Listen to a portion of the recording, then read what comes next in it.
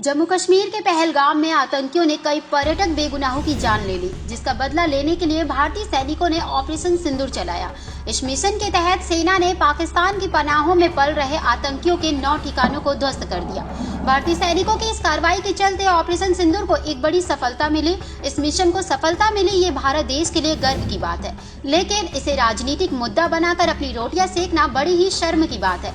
जी हाँ, हम बात कर रहे हैं भारतीय जनता पार्टी की, जिसने भारतीय जवानों के मिशन कार्रवाई को ऑपरेशन सिंदूर का नाम दिया, वो भी अपने फायदे के लिए। माना कि पहलगाम हमले में हुए पुरुषों की हत्या के चलते उनकी पत्नियां विधवा हुई, जो देश भर के लिए दुख की बात है। खुदा न करे ये दुख किसी और के हिस्से में आए।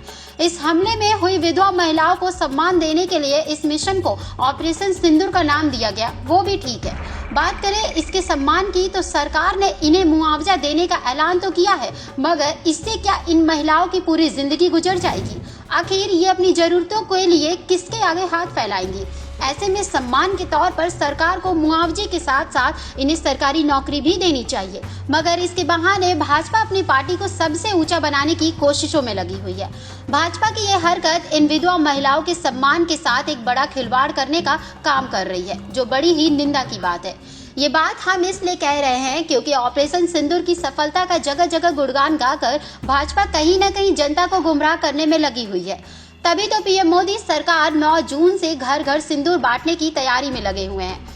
महिलाओं को उपहार के रूप में सिंदूर भेंट किया जाएगा। इस कार्य के लिए तारीख भी चुनी गई तो 9 जून की, क्योंकि ये वही तारीख है जिस दिन नरेंद्र मोदी ने बतौर पीएम के रूप में तीसरी बार शपथ ली थी।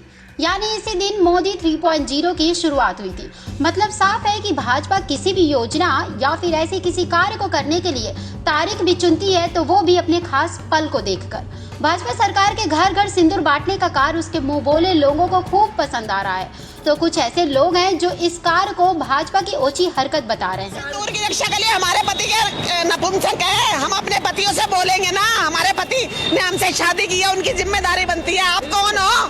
क्योंकि कुछ जनता का मानना है कि महिलाओं को सिंदूर सिर्फ और सिर्फ उनके पति द्वारा ही दिया जाता है, या फिर पूजा पाठ के तौर पर एक महिला दूसरी महिला को भेंट कर सकती है, जो कि अक्सर किसी पर्व पर ऐसा करते भी देखा गया है। सिंदूर को खिलौना बनाकर घर घर खेलने वाली भाजपा की हर तरफ थू थू हो रही है, पर पार्टी को इससे जरा भी फर्क नहीं पड़ता, क्योंकि उसका मकसद सिर्फ अपनी डगमगाती कुर्सी को बचाने का है, जिसे पूरा करने के लिए वो जनता के जीवन के साथ खिलवाड़ करना भली भांति जानती है।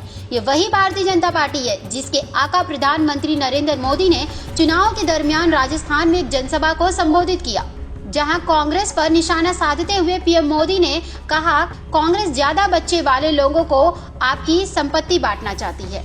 अपने इन्हीं बयानों के बीच पीएम मोदी अचानक से मंगलसूत्र का जिक्र कर बैठे, जिसे सुनकर हर कोई हैरान रह गया।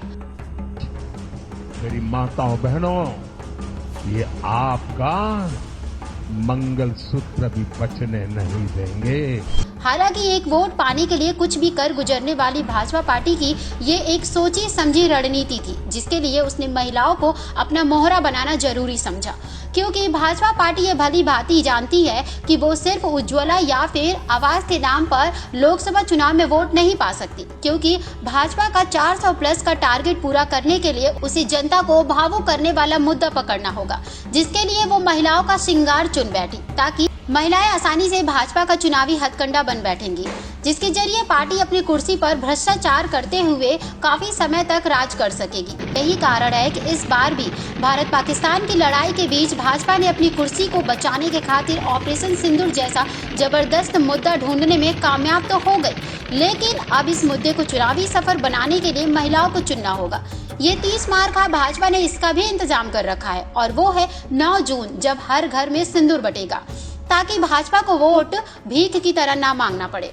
ऐसे में ये जाहिर होता है कि चुनाव में अधिक वोटिंग की लालच में बीजेपी जनता को बहला फुसलाकर अपना काम निकालती है। चुनाव के दौरान जनता को लालच देने वाली ये बीजेपी विपक्षियों द्वारा जनता से किए गए वादों को रेवड़ी बताती है। इस पार्टी का भी वही हाल है, जो खुद के गिरवे में झांकने के बजाय दूसरों के घरों में ताक झांक करने में ज्यादा दिलचस्पी रखती है। बात करें चुनाव की तो जनता को लोक लुभावने वादों का लालच देने वाले सरकारों को राजनीति करने के बजाय ये सीख जरूर रखनी चाहिए कि देश चलाने के लिए लालच नहीं, जनता के हित में काम करके दिखाना चाहिए। अपने भाषण में तो बीजेपी चिल्ला चिल्ला कर ये बोलती है कि जनता के हित में ये पार्टी काम करती है, जो कि आज तक देखने को नहीं मिला। शिक्षा और नौकरी पर बीजेपी कभी बात नहीं करती, क्योंकि उसे पता है कि नौकरी और शिक्षा पाते ही जनता बीजेपी की कुर्सी पल भर में गिरा देगी, जिसे बचाने की खातिर वो तरह तरह के मुद्दे ढूंढने की फिराक में भटकती रहती है। हर बार हिंदू मुस्लिम और भ्रष्टाचार के खेल से खेला नहीं जा सकता। इतना ही नहीं, बीजेपी को अपनी सच्चाई पता है कि उसे यूपी बिहार जैसे राज्यों में सिर्फ विकास के नाम पर वोट मिलना काफी मुश्किल है।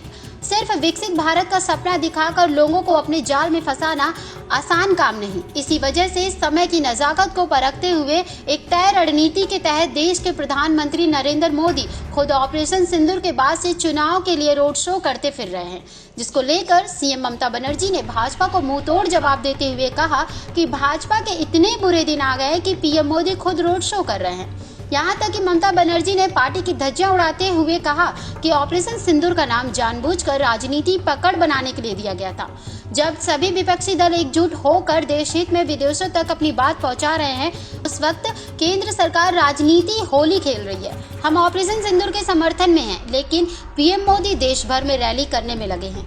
यहाँ तक कि पीएम मोदी की मौजूदगी में उनके ही चहेते नेता ये कह रहे हैं कि ऑपरेशन सिंदूर की तरह ऑपरेशन बंगाल भी करेंगे। मैं उन्हें चुनौती देती हूँ, अगर उनमें हिम्मत है तो वे कल चुनाव करवाएं। हम तैयार हैं और बंगाल भी तैयार है। कृपया याद रखें कि समय एक कारक है।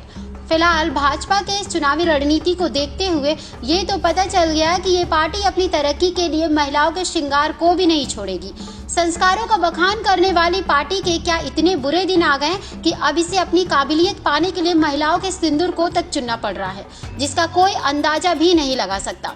अब देखना ये होगा कि महिलाओं के मांग में शोभा देने वाला ये सिंदूर क्या भाजपा की कुर्सी बचा पाएगा या नहीं।